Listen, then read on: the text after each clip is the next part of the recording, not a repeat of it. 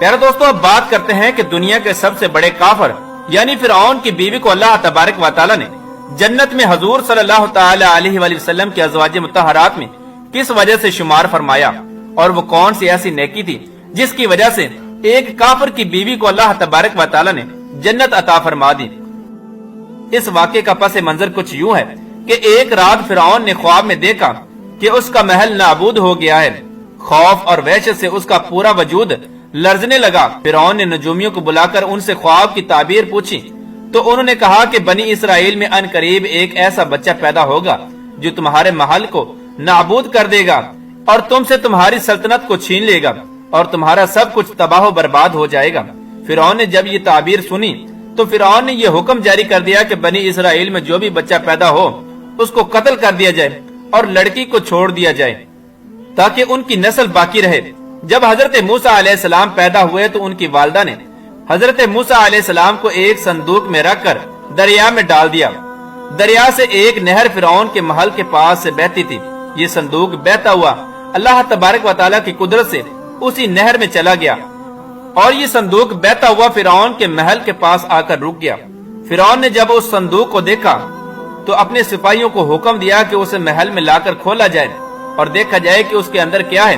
جب اس صندوق کو کھولا گیا تو اس کے اندر ایک نہایت ہی حسین و جمیل اور خوبصورت بچہ نکلا۔ حضرت آسیہ رضی اللہ تعالی عنہ اس بچے کو دیکھ کر نہایت ہی خوش ہوئیں اور حضرت آسیہ رضی اللہ تعالی عنہ نے حضرت موسیٰ علیہ السلام کا نام ہی موسیٰ رکھا تھا، کیونکہ قبطی زبان میں پانی کو مو اور درخت کو سا کہا جاتا ہے۔ کیونکہ حضرت موسیٰ علیہ السلام پانی اور درختوں کے درمیان میں سے ملے تھے، اسی وجہ سے حضرت موسیٰ علیہ السلام کا نام موسیٰ رکھا گیا۔ صندوق کھلنے کے بعد حضرت آسیہ رضی اللہ تعالی عنہ نے جب حضرت موسیٰ علیہ السلام کے چہرے انور پر نور دیکھا تو انہوں نے حضرت موسیٰ علیہ السلام کو اپنا بیٹا بنا لیا اور فرعون سے کہنے لگی کہ یہ بچہ میری اور تیری آنکھوں کی ٹھنڈک ہے، اسے قتل نہ کرنا۔ لیکن اس وقت نامرد فرعون کہنے لگا کہ اسے تم رکھ لو، مجھے اس کی کوئی حاجت نہیں۔ حضرت محمد مصطفیٰ صلی اللہ تعالی علیہ وآلہ وسلم ارشاد فرماتے ہیں کہ اگر آسیہ کی طرح فرعون بھی اس بات کا اقرار کرتا کہ یہ بچہ اس کے آنکھوں کی بھی ٹھنڈک ہے تو اللہ تبارک و تعالی ضرور اس کو ہدایت عطا فرماتا اور اس کو حضرت آسیہ رضی اللہ تعالی عنہ کی طرح ایمان سے نوازتا۔ لیکن بدبخت فرعون، اس کے نصیب میں ایمان تھا ہی نہیں، اس وجہ سے اس نے اس بات کا اقرار نہیں کیا۔ حضرت آسیہ رضی اللہ تعالی عنہ شادی کے پہلے ہی دن سے فرعون کے ظالمانہ اور کافرانہ اقدامات کے خلاف پہاڑ بن کر کھڑی رہیں۔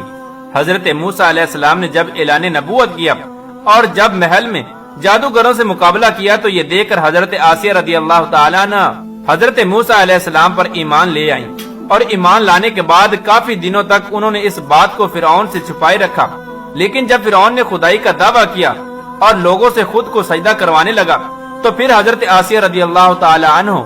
کھل کر میدان میں آ گئیں اور فرعون کے اس عمل کی سخت مخالفت کرنے لگی۔ جیسے ہی فرعون کو پتا چلا کہ میری بیوی بھی حضرت موسیٰ علیہ السلام کے خدا پر ایمان لا چکی ہے تو اس نے حضرت آسیہ رضی اللہ تعالی عنہ پر ظلم ڈھانا شروع کر دیے اور روزانہ حضرت آسیہ رضی اللہ تعالی عنہ کو طرح طرح کی اذیتیں دینا شروع کر دی۔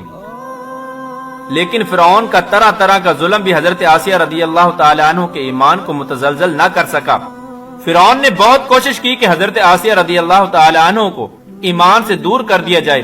اور دوبارہ یہ کفر و شرک کی طرف لوٹ آئیں، لیکن حضرت آسیہ رضی اللہ تعالی عنہ نے فرعون کی تمام تر کوششوں کو ناکام بنا دیا اور وہ صرف اللہ تبارک و تعالیٰ کا نام پکارتی رہیں اور اللہ تبارک و تعالیٰ کی عبادت میں مصروف رہیں۔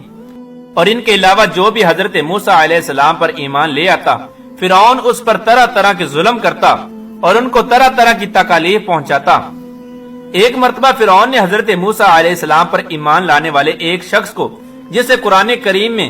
مومن آل فرعون کے نام سے یاد کیا جاتا ہے، بڑی بے دردی کے ساتھ قتل کر دیا، جس کے بعد حضرت آسیہ رضی اللہ تعالی عنہ کے صبر کا پیمانہ جھلک اٹھا اور کھلم کھلا حضرت آسیہ رضی اللہ تعالی عنہ فرعون کی مخالفت کرنے لگی۔ فرعون نے جب یہ دیکھا کہ اس کی بیوی کھلم کھلا اس کی مخالفت کر رہی ہے تو فرعون کے اندر غضب کی آگ بھڑک اٹھی اور اس نے اپنی بیوی کو بہت ہی دردناک طریقے سے اذیتیں پہنچانا شروع کر دی۔ اس ظالم بادشاہ نے اس پاک دامن خاتون پر بڑے بڑے عذاب ڈھائے، ان کو بہت زیادہ مارا اور زد و کوب کیا اور اپنے ظلم کی انتہا یہاں تک کر دی کہ حضرت آسیہ رضی اللہ تعالیٰ عنہ کے دونوں ہاتھوں اور دونوں پیروں کے اندر لوہے کی کیلیں ٹھوک کر چاروں کونوں میں اس طرح جکڑ دیا کہ حضرت آسیہ رضی اللہ تعالیٰ عنہ ہل بھی نہ سکتی تھی، اور بھاری پتھر آپ کے سینے پر رکھ کر ان کو گرم ریت کے اندر لٹا دیا اور پانی بند کر دیا۔ اس طرح کے دردناک ظلم و جبر کرنے کے باوجود بھی حضرت آسیہ رضی اللہ تعالی عنہ کا ایمان مضبوط رہا اور وہ اللہ تبارک و تعالی کی وحدانیت پر ثابت قدم رہی۔ اور بعض روایات میں آتا ہے کہ فرعون نے حضرت آسیہ رضی اللہ تعالی عنہ پر